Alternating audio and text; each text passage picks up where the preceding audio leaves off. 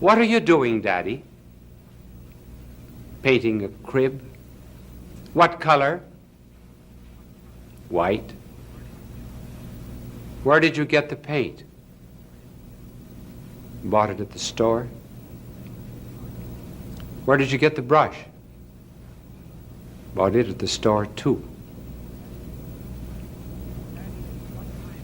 Daddy, at what time does the soul come into the body? When the body's about ready to receive it. Daddy, do you wear a girdle?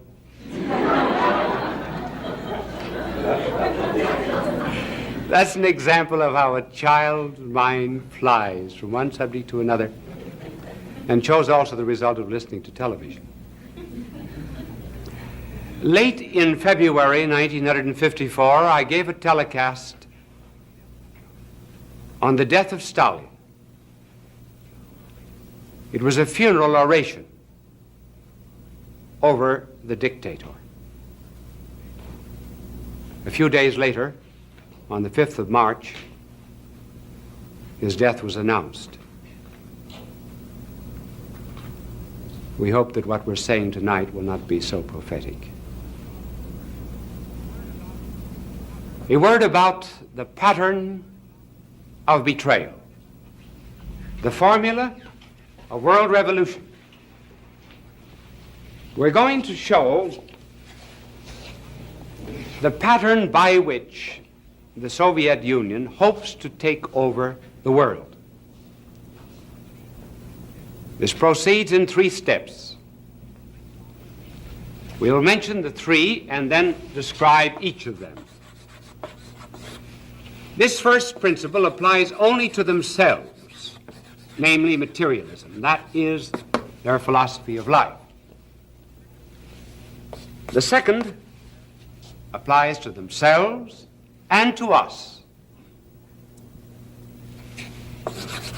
It is the myth of coexistence.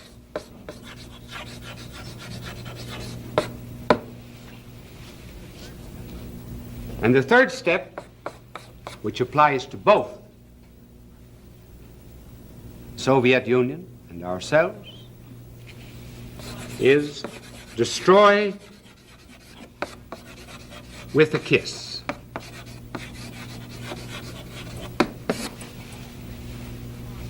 Now, this is the formula by which they have taken over so far about 33% of the world.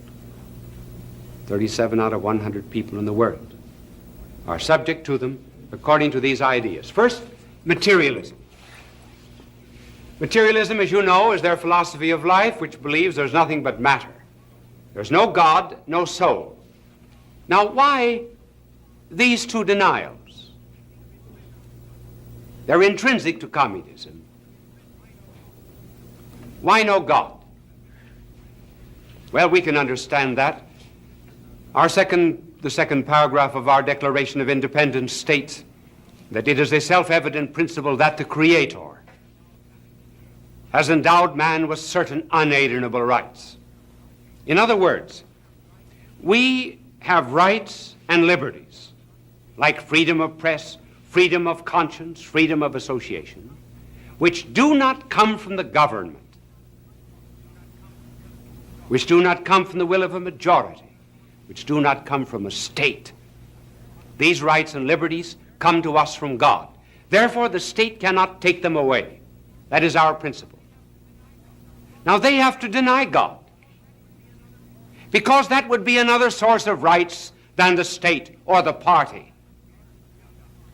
In order to build up this structure of theirs in which the party is supreme, they must hold that any right or liberty which the individual possesses comes to him from the party. Therefore, the party can take the rights and liberties away. But if there was a God, then there would be rights not dependent on the party. So they have to deny God. The second principle, there is no soul. Why that? Because the soul contemplates. And when one contemplates, one establishes personal relations with a reality which is not subject to social control. In other words, no one around me in society can control my thinking and my meditation. Now, communism cannot allow that. There may be no thoughts, no conclusions, no plans, except those approved by the government. And so their procedure is, first of all, to forestall any kind of contemplation by the soul by saying that it is a sign that you're a neurasthenic. And secondly, if you have any thoughts of your own, then by purges, by persecution, by drugs, and by starvation, and by standing for hours and hours before a blazing light, your thoughts are driven and expelled out of you. There can be no soul. Otherwise, you would have a retreat into which you could enter, where you would be free from the state. That's principle number one. The next, in order to destroy, there must be the myth of coexistence. Lenin said, communism must make use of every lie, deceit, strategy, in order to further world revolution. Manuilsky, addressing the Soviet Congress, repeated something from the ancients: those whom the gods destroy, they must first make blind. In other words, they must deceive them. So the communists say, let us coexist in peace, peace, peace. At the end of the 19th century, there was a great Russian writer by the name of Soloviev, who in his work, The Three Conversations, said that in the 20th century a book would be written entitled Peace and Cooperation Among All Peoples, and it would be written by a dictator who would conquer the world. Do you know of any book that has a title like that?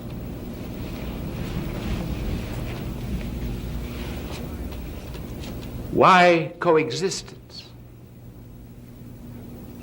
If, for example, listening to me, there's a young man and young woman in love, do you say, you, the young man, say to the young girl, let's coexist? Does a husband say to his wife, let's coexist? Unless they're fighting.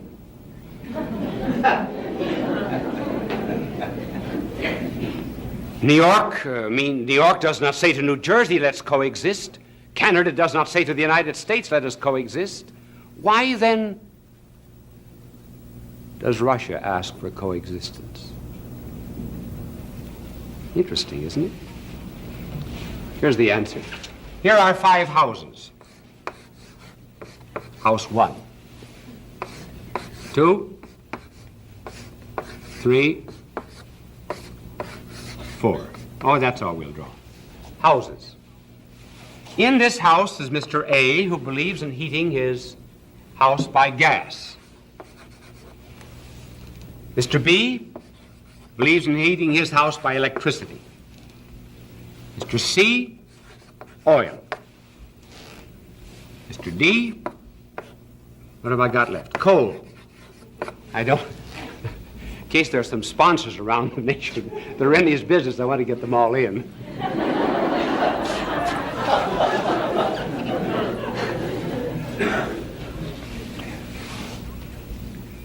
Now it is agreed among them that they will use different forms of heating.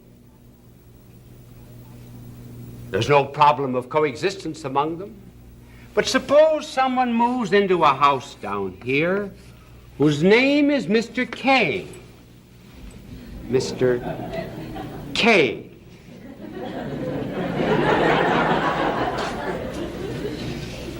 Mr. K is an arsonist. Mr. K believes in heating his house with the kindling from A, B, C, and D. Can there be that kind of coexistence? Why does he ask for coexistence? He asks that the peaceful relations that exist between nations, free-loving nations, should be applied to a nation that does not believe in peace and justice. There cannot be that kind of coexistence. It is only a sham and a snare and a delusion. Why do they ask then for coexistence? Well, the answer was given in an article that appeared in the Communist magazine of Russia in 1954, written by Leon Tivev. Leon Tivev in this article said Russia was strong when it was a question of armies, because they had more men, more arms than any other nations of the world, and could walk over them. But now there's come the atomic bomb, and since the atomic bomb,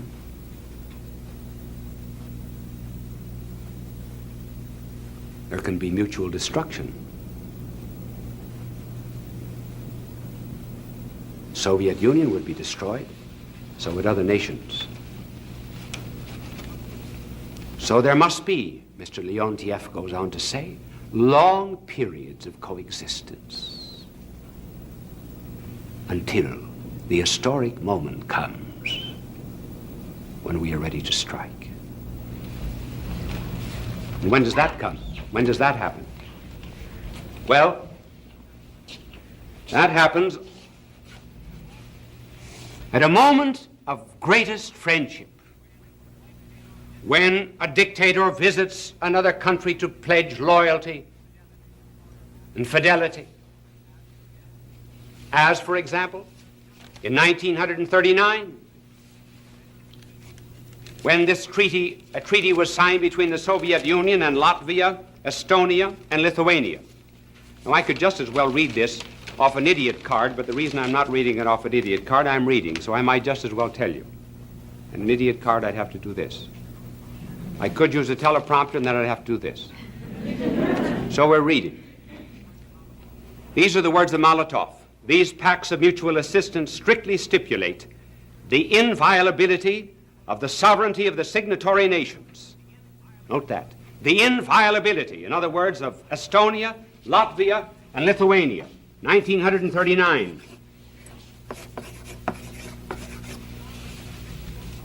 And the principle of non-interference in each other's affairs.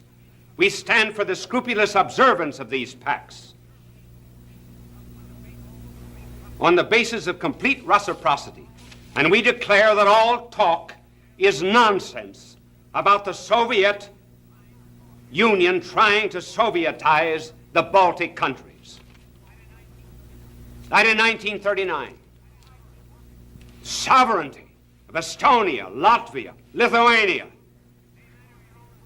They manage their own affairs. We will not Sovietize them. That was 1939, the moment of greatest friendship. 1940, Latvia, Estonia, and Lithuania were wiped off the earth as nations. Same with China. India is discovering it. Tibet is found out. In every single instance, a visit from a dictator. Some instances in Eastern Europe, long parades, visit to the operas, pledges of friendship, drinking toasts one to another, and then destroy with a kiss.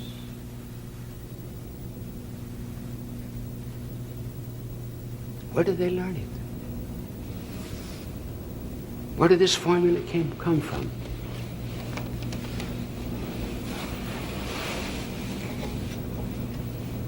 Came from Judas. Those were his stages. First, materialism. Not just avarice. We do not know anything about the avarice of Judas until the very last part of the public life of our Lord, in fact, about 10 days before. Avarice is only a consequence of other sins. It is not first.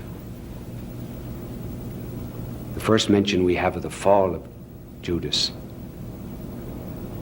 was when our blessed Lord announced that he came from heaven, that he would die for men, and that he would rise again from the dead and ascend into heaven and give us the bread of life. He had multiplied loaves and fishes and fed several thousand. And then the people came to make him king, and our Lord refused to be a bread king and fled into the mountains alone. And Judas said, so that's the kind of a king he is. He's interested in spirituality. He's giving himself as the bread of life. Why doesn't he be an economic king? And at that mention of the Lord giving himself as the bread of life, you find written for the first time that our Lord knew who it was who would betray him. He never believed. He was a materialist to the core.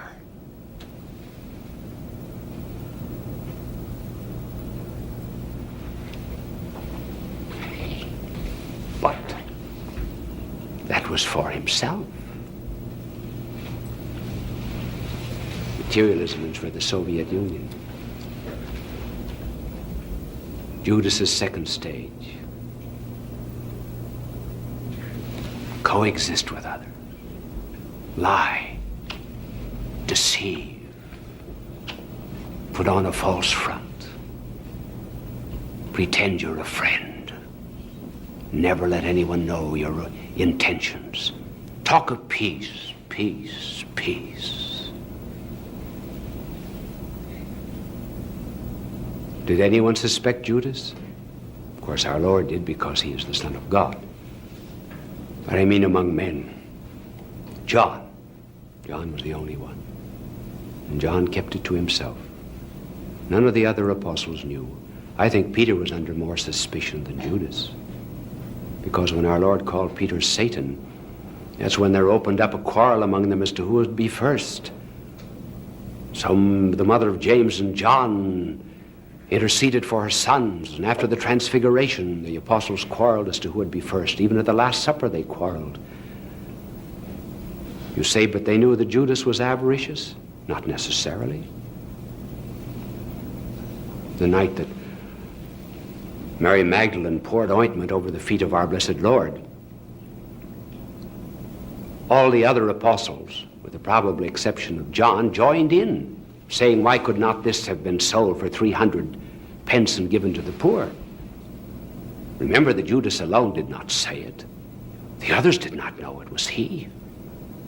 And then in the night of the Last Supper, our blessed Lord said, he who sits at table is about to betray me. And so each asked, except John, is it I? Is it I? Is it I? Is it I? Brazen Judas, coexistence to the end. Is it I? Peter said to John, ask the Lord who it is. Our Lord said it was the one who would dip his finger in the dish. He reached it to Judas, but the others did not know the sign. And when Judas left, they did not know the business of Judas. The other apostles thought that Judas had gone out either to distribute money to the poor under the direction of our Lord, or else to buy food for the feast. They did not in any way suspect that he was a traitor. Deceit, friendship, pledges of cooperation, mutual assistance, love. Oh, we're brothers, all of us.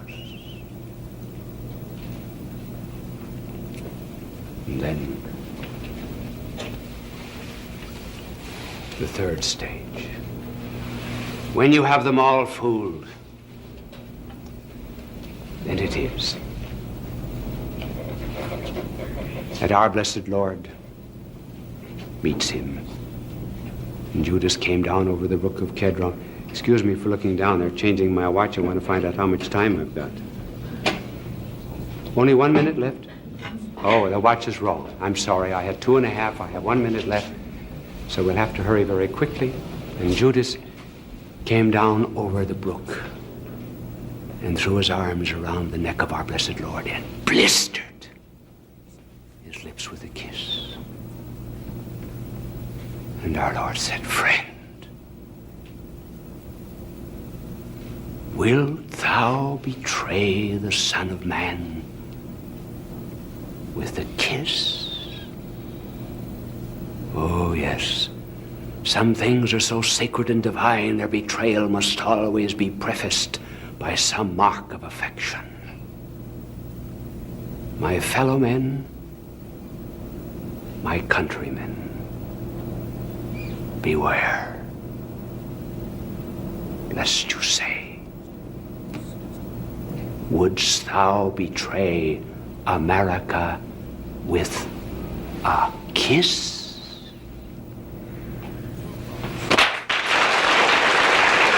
Bishop Sheen will return in just a moment. Fulton J.Sheen, a man for all seasons. Bishop Sheen was a pioneer in Christian broadcasting. He produced thousands of radio shows and appeared on countless television programs. When he received television's Emmy Award, Bishop Sheen said, "Thank God for a good season." As you know, all of these telecasts are given for the benefit of the poor and the sick in Asia, Africa, Oceania, and other parts of the world. It is interesting how some people make sacrifices in order to help our cause. Here's a letter that just came in. I received an invitation to attend a dinner for the Soviet dictator at the cost of $12.50 per person. Inflation or not, there are better uses for $12.50. Therefore, I am enclosing my check for $12.50 for all of the poor and the hungry of the world for whom you care, and for those behind the iron and bamboo curtains. Perhaps sometime you'd like to do without a dinner with the Soviet dictator for the sake of the poor. Would you? Bye now, and God love you. Fulton J. Sheen is indeed a man for all seasons. He walked a paced beat, allowing us to glimpse his nature and ponder its worth and to enjoy its presence.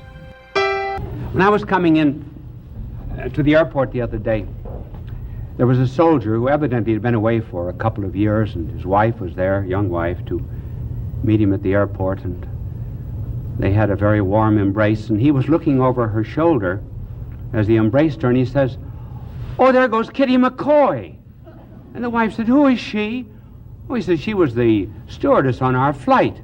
She said, "How did you know her name?" Oh, he says, "The names were up on the bulletin board. Pilot, co-pilot, stewardess."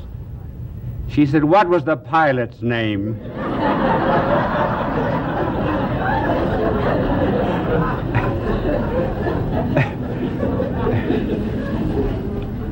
This telecast is not going to be what you think it is. I know you've heard the song, "Love is a many splendored thing," but I'm going to tell you the origin of that expression, a many splendored thing. I'm going to tell you who really wrote it, but I will tell you in a minute. It is a very interesting life because it's somewhat related to our age, in which there is a fondness for flight from consciousness. What is there, anyway, in human nature that makes it rather anxious to evade and escape consciousness and responsibility? Alcohol,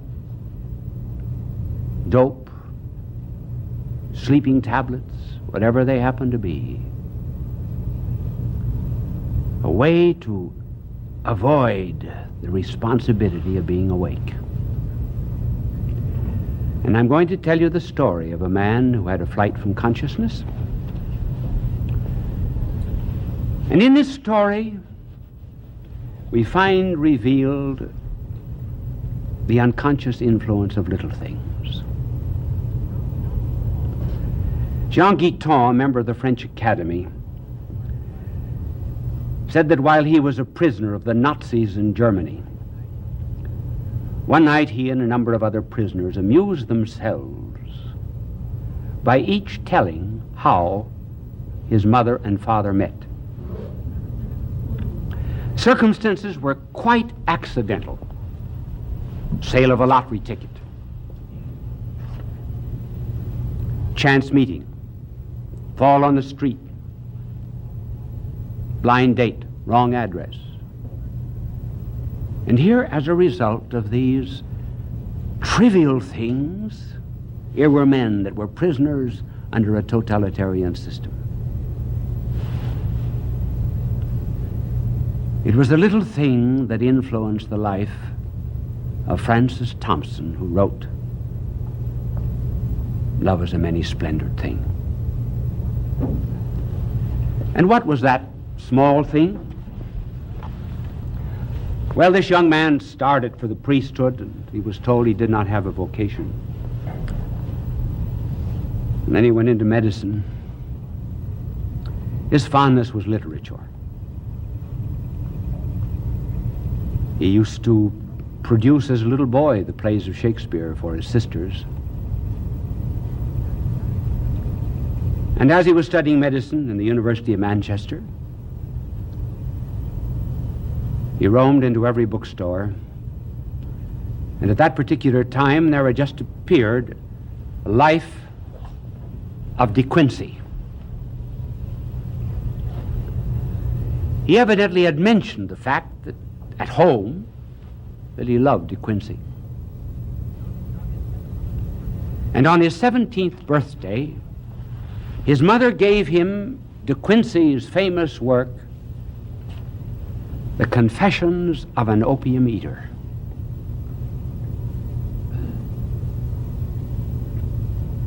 And his 17-year-old eyes fell upon this line of De Quincey. Why, at the age of 17, should I have become a prisoner and a prey to this drug and lost my mind and my freedom? The mother never intended that her son Francis Thompson should ever follow in the steps of Thomas De Quincey. But he did. So he went in for the psychedelic, for the flight from the unconscious. And here there's a curious parallel between the life of De Quincey and the life of Thompson. De Quincey lived earlier than Thompson. When De Quincey became a dope fiend, he went to London, to Soho Square. So did Thompson. And this further parallel, when they went to Soho Square, De Quincey had in his pocket a book of English poetry, we do not know which poet it was, and a copy of the Greek dramatist Euripides. When Thompson went, he had in one pocket Blake, and in the other pocket Sophocles. When they went to London, they both went to the same place, Soho Square. How well I know it. I've spent 5 years of my life in Soho Square. Not continuously, but many, many summers and many winters during my university days.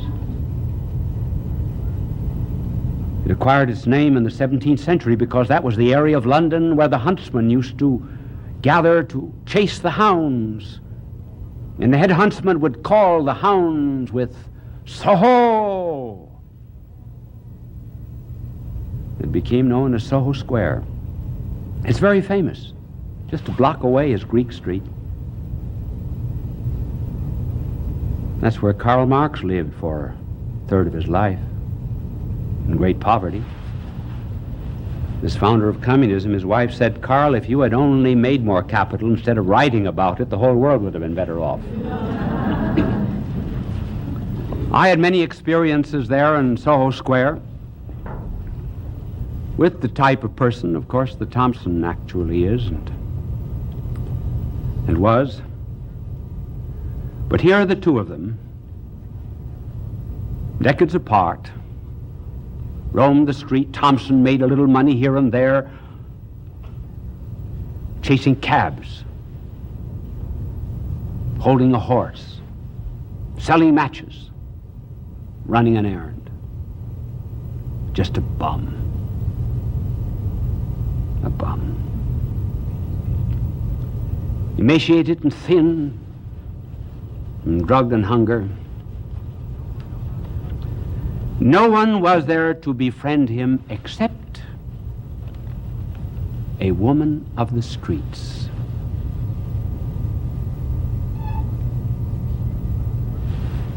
And one wonders, in all of literature, if there ever was a greater tribute paid to a woman of the street than Thompson paid this woman. He wrote about her in a poem to Monica Meynell. We will tell you about the Meynells in a moment.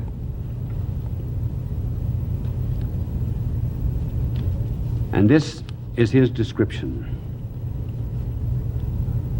Then there came past a child like thee, a spring flower, fallen from the budded coronal of spring.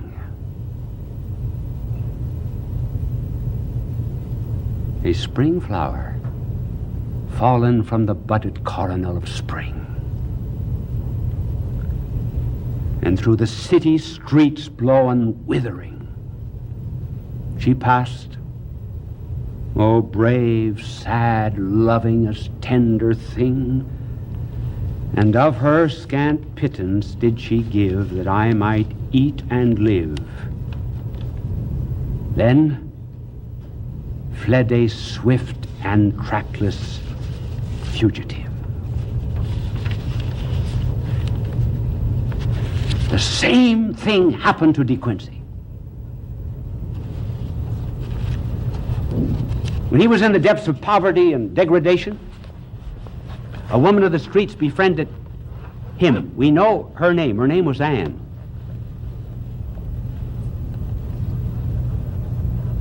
Thompson, or rather St. Augustine, never gave the name of the woman with whom he lived before he was converted. Thompson never gave the name of this one. But he went out and searched for her. Now, why he searched is interesting. He gathered up in dusty old, dirty papers an article and a few poems, and he sent them to Wilfred Meynell, who was the editor of Merry England. And in the letter to Wilfred Meynell, he said, "You may return the manuscript and the rejection slip to Francis Thompson, Charing Cross Post Office, general delivery." He never heard for 9 months.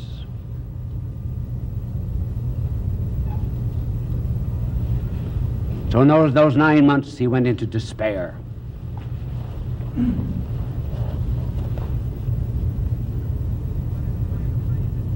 He wanted to find this woman. He could not do it. She said to him as she left, "You are always a genius. You're above me."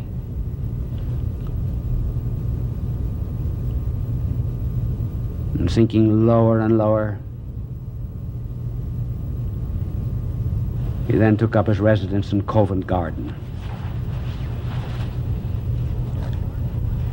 Covent Garden at one end in London was the Opera House. Down the street, Maiden Lane Church. You go down 2 or 3 steps to go into it. Wish we had an hour and a half. I would tell you about an interesting character that I met there. But in television, you get time in segments. And then in front of the opera was Covent Garden. Covent Garden was where all of the produce of England was brought every morning. So in those days of Thompson was born in 1859. In those days, there were 2-wheeled carts, horses, baskets, dirt, and refuse. and used to sleep under those carts, being awakened by the pounding of the horses' hoofs. And I wonder if anyone, ever weary of life, ever penned such lines as these. Forlorn and faint and stark, I had endured the watches of the dark and the abashless inquisition of each star. The abashless inquisition of each star. Yea, was the outcast mark of all those heavenly passers' scrutiny.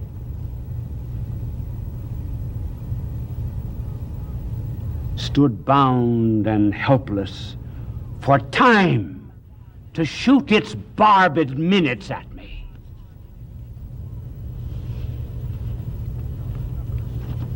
Suffered the trampling hoof of every hour in night's slow wheeled car, until the tardy dawn, dragging me at length from under those red wheels, and bled of strength, I awaited the inevitable last. So he decided to take his life. And he'd saved up his pennies, bought enough of dope to kill himself. Under these wheels, he could see a distant clock on the spire of a church. It was that prompted him to say that time was shooting its barbed minutes at him.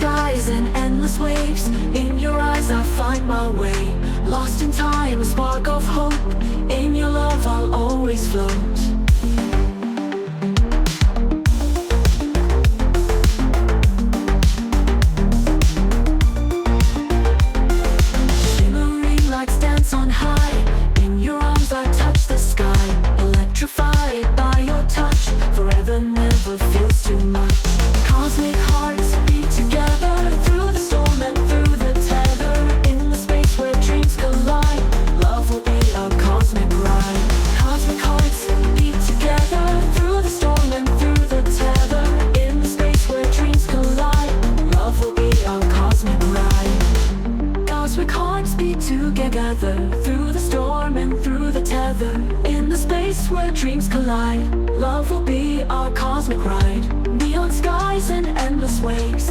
In your eyes I find my way. Lost in time, a spark of hope. In your love, my home I found.